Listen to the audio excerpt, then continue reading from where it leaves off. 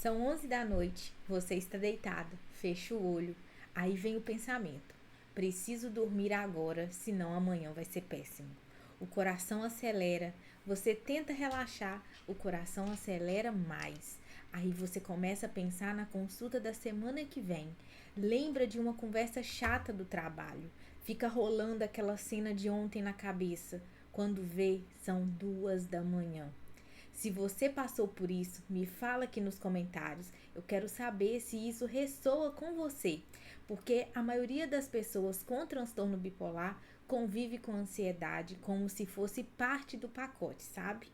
Como se fosse só assim mesmo. Minha vida é assim.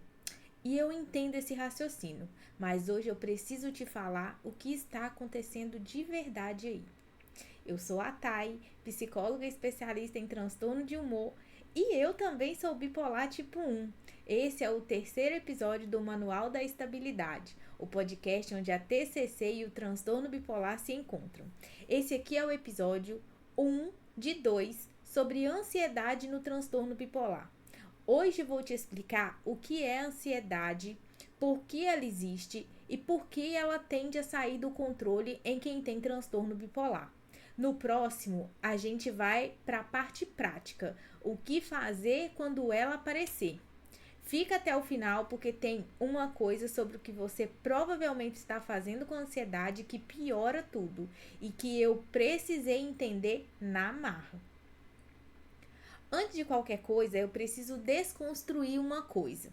Ansiedade tem função. Isso mesmo. Ela existe para te proteger. Pensa assim: toda vez que você percebe uma situação que parece perigosa ou que você acha que pode ser perigosa, o seu cérebro dispara uma resposta. O coração acelera, o corpo fica tenso, você fica em alerta. Tudo isso para te preparar para agir. Ou você enfrenta a situação ou você sai dela. E tem uma coisa que a maioria das pessoas não sabe e que eu acho importante você entender. O cérebro não diferencia o que está acontecendo do que você está imaginando que pode acontecer. Então vamos tentar entender aqui. Você está numa reunião, num caos, tudo caótico, seu chefe brigando com você, você ali em alerta, preocupada, pensando que vai ser demitida. Isso é o que está acontecendo real. Seu cérebro entende isso e cria aquela ansiedade. Você pode estar simplesmente deitada na cama sem nenhum perigo real, pensando na reunião difícil que tem semana que vem, e o corpo reage como se aquela reunião estivesse acontecendo agora, como se você estivesse na selva e um leão estivesse na sua frente. É como se isso fosse real. O coração acelera, fica tensão no peito, aquela falta de ar que você não consegue explicar. Quem aqui já acordou no meio da noite com o coração disparado sem saber por quê? Me fala aqui porque isso é muito mais comum do que as pessoas admitem. Vamos comentar aí. Então, olha, tem uma forma de entender isso que para mim faz muito sentido. Pensa num detector de fumaça, aqueles que ficam ali no teto. Você instala ele para te avisar quando tem incêndio, correto? Ele faz um trabalho importante. Sem ele, você não perceberia um problema real a tempo. Mas às vezes ele desregula. E toda vez que você frita um ovo, ele dispara. Fumaça de ovo, fumaça de incêndio, para ele é tudo igual. Aí você começa a sair correndo da cozinha toda vez que tenta fazer um almoço. A ansiedade funciona exatamente assim. Quando ela está calibrada, ela é útil, ela te fornece informações de que você está em perigo real. Quando ela está desregulada, ela dispara para qualquer coisa e você fica o dia inteiro reagindo a alarmes que não precisavam tocar. O ponto aqui é que você não precisa se livrar da ansiedade, você precisa recalibrar o detector, mas a gente vai chegar nisso. Agora, por que quem tem transtorno bipolar tem mais ansiedade? Vocês sabiam disso? Eu vou trazer dados aqui importantes que vocês vão ficar chocados. Os estudos mostram que mais da metade das pessoas com transtorno bipolar tem algum transtorno de ansiedade junto. Exatamente. Não só a ansiedade ocasional, aquela ansiedade situacional, não, mas uma ansiedade clínica, como diagnóstico à parte. Uns 50, 60%. E olha, na minha clínica, quase todo mundo que chega com transtorno bipolar traz ansiedade junto. E por que isso acontece? Tem algumas razões e eu vou falar de cada uma. A primeira razão é a incerteza do próprio estado interno. Viver com transtorno bipolar é viver sem saber completamente como você vai acordar amanhã. Quem nunca, dormiu sem saber como ia acordar no dia seguinte? Sem saber se ia estar estável, se ia permanecer estável ou se ia estar em uma depressão mais grave. Eu acredito que, a maioria das pessoas já passaram por isso. Se vai ser um dia funcional, se vai ser aquela semana que o corpo não obedece. Você já teve surpresas ruins antes, então o medo faz sentido, né? Quando a gente tem um episódio depressivo muito grave, a gente tem medo de que esse episódio depressivo ele volte. Quando a gente tem muito prejuízo na mania, a gente tem medo que a mania volte por conta dos prejuízos. E faz sentido ter medo, porque já aconteceu, já teve situações ruins, tá? Então faz sentido.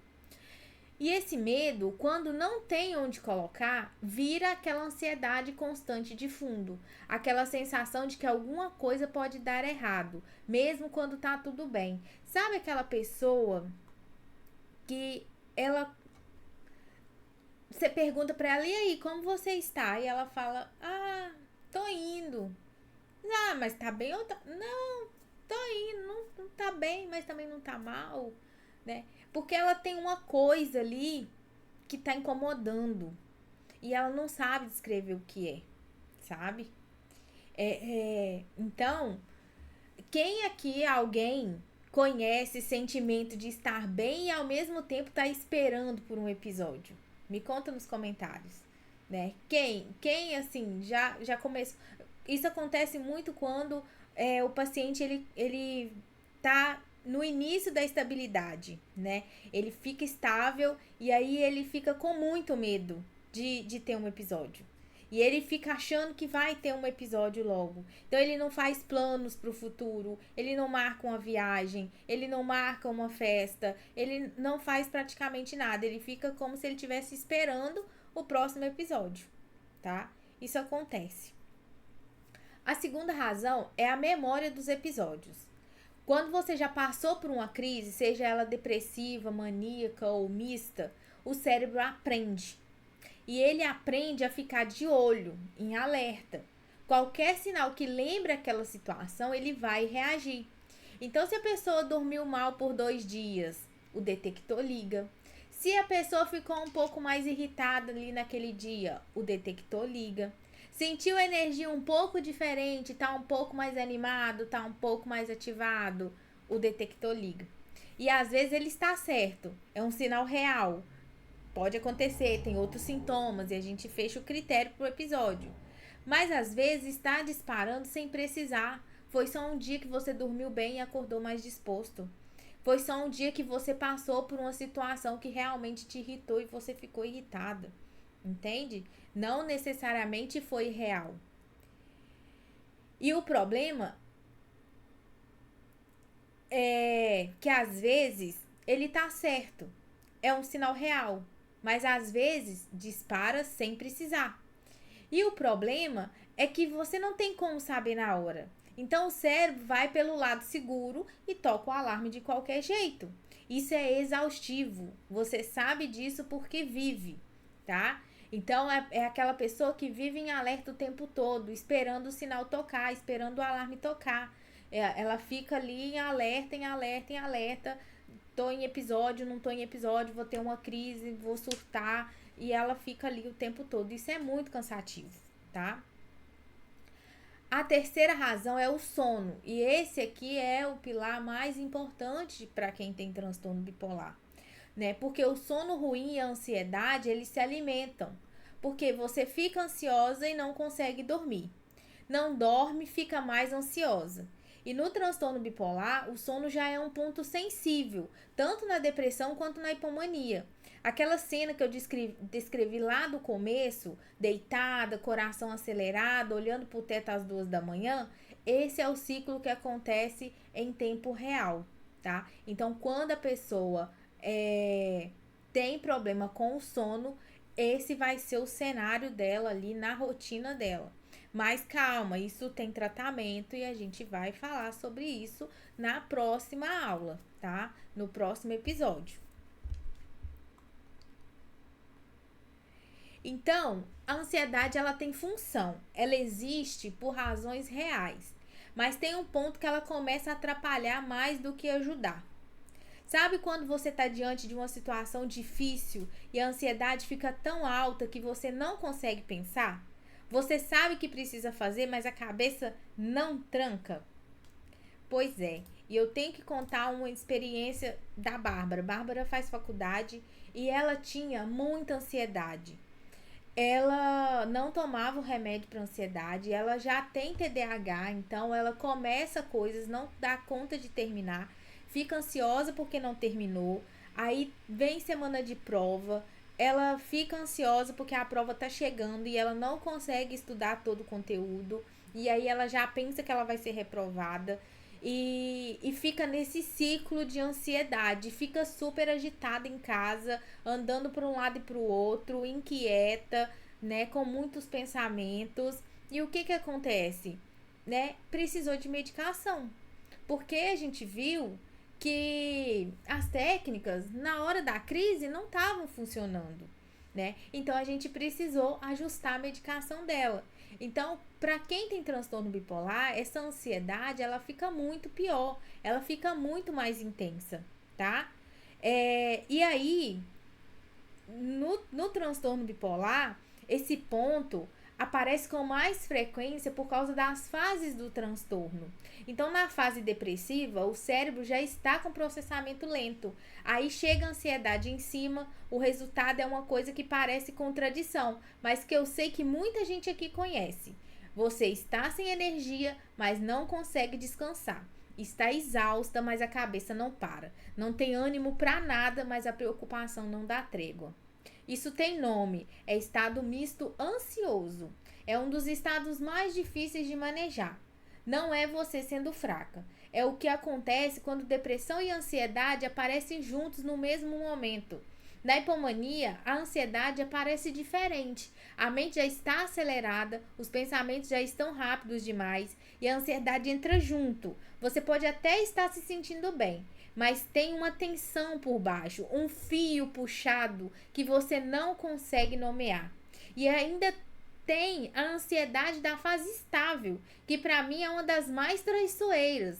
Você está bem, as coisas estão funcionando e mesmo assim a cabeça fica esperando o próximo episódio. Eu estou bem demais, isso não vai durar. Eu já pensei exatamente assim. Se você também já pensou, comenta aqui já, que eu quero saber quantas pessoas estão passando por isso. E quando a ansiedade aparece, a resposta mais comum é tentar fazer ela embora. Faz todo sentido. É desconfortável, você não quer sentir aquilo. O problema é que as estratégias mais usadas para fazer a ansiedade embora são as que fazem ela ficar mais forte. E eu preciso te falar isso porque passei anos fazendo isso sem saber, que é o que acontecia com a Bárbara, né? A gente tem as técnicas para melhorar a ansiedade, mas na hora ali da ansiedade as técnicas não funcionam. Elas podem piorar a situação. Não são as técnicas que eu vou ensinar na próxima aula, mas tem as que eu vou falar aqui agora que pioram muito mais a situação da ansiedade nesse caso, tá? E a primeira é evitar. Você começa a evitar situações que geram ansiedade. Evita a reunião, o compromisso, uma conversa difícil. No curto prazo, você até se sente aliviado. A ansiedade baixa de verdade. No longo prazo, o cérebro registra que aquela situação é perigosa porque você fugiu dela. Na próxima vez, a ansiedade aparece muito antes e muito maior. Então, evitar não é uma possibilidade. Eu preciso enfrentar aquela situação.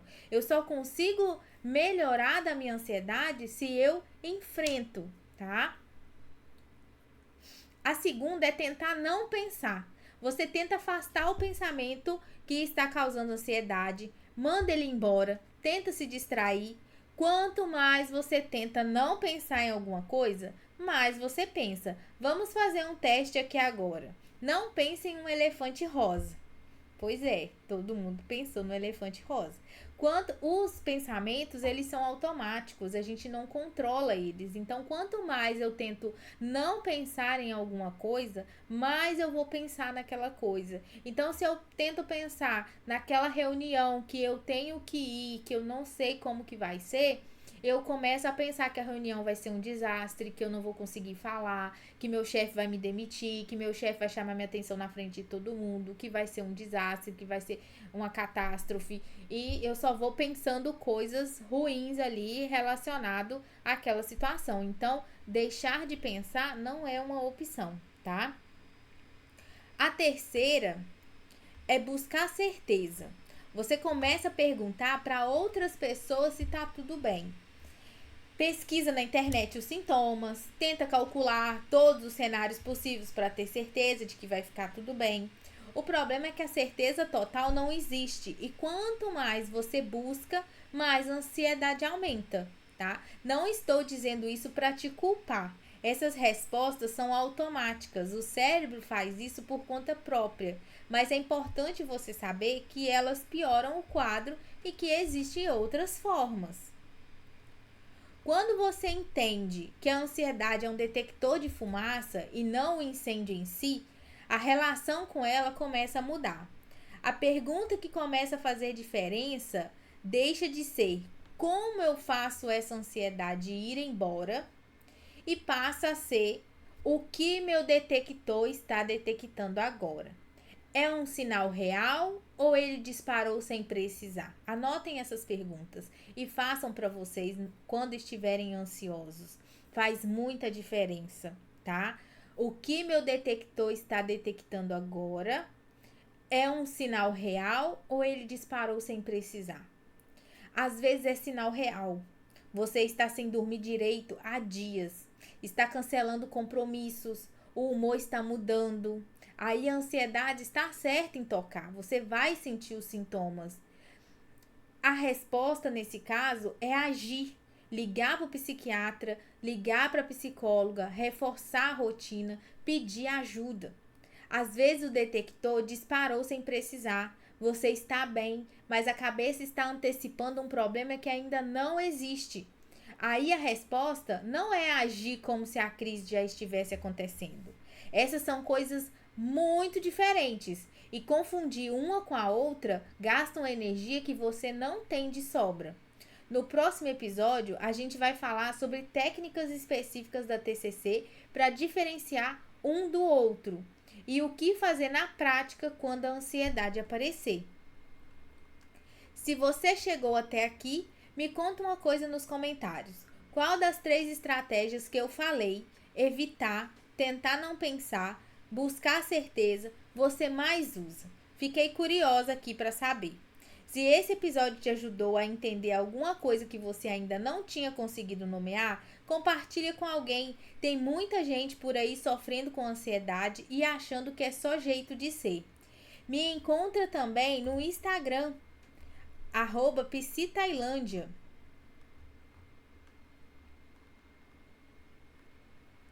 Se quiser continuar o papo. Semana que vem a gente se vê na parte 2.